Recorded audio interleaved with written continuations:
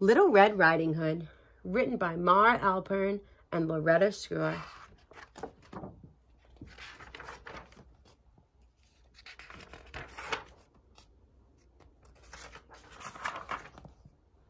Once there was a little girl who loved to wear red. She had red shirts and red skirts, red shoes, and a fabulous bright red cloak. Her name was Little Red Riding Hood. Early one morning, Little Red's mother packed up a basket. "I have a very special job for you," she told Little Red. "Granny is feeling poorly. Will you take this to her? It's fresh fruit." "Of course," cried Little Red, and she put on her favorite cloak and kissed her mother goodbye. It was a bright, sunny day, and Little Red skipped through the woods.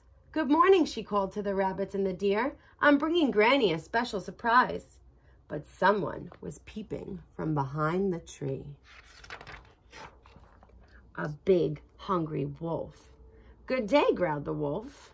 "What are you doing in the woods all alone?" "I'm taking this special basket of fruit to Granny," Little Red replied. Yuck, thought the wolf. He didn't feel like fruit. He liked to eat tasty little girls. So the wolf thought up a plan, a horrible but clever plan. "Why not pick Granny some lovely flowers?" he said. "Good idea," said Little Red. But as she started gathering daisies, the wolf raced down the path towards Granny's house. The wolf knocked on Granny's door with a thud, thud, thud.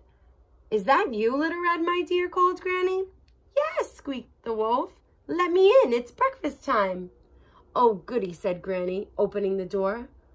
"What are we having for breakfast?" "You," cried the wolf. "Ah," yelled Granny, "you're not Little Red," and she slammed the door right on the big furry nose. "Ow!" howled the wolf. Quick as a flash, Granny ran out of the back door and into the woods to find help.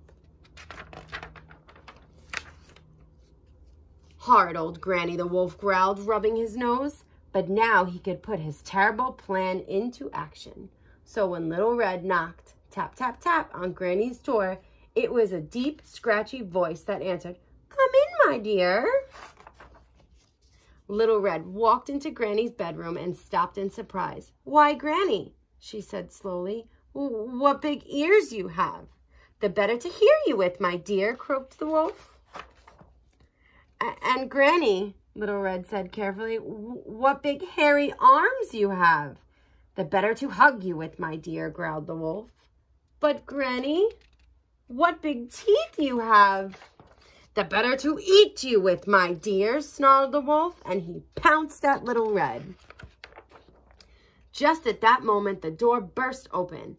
In rushed Granny with the woodcutter. "Stop right there," yelled Granny. "Put her down now," bellowed the woodcutter, "or we'll chop you up and turn you into a birdhouse."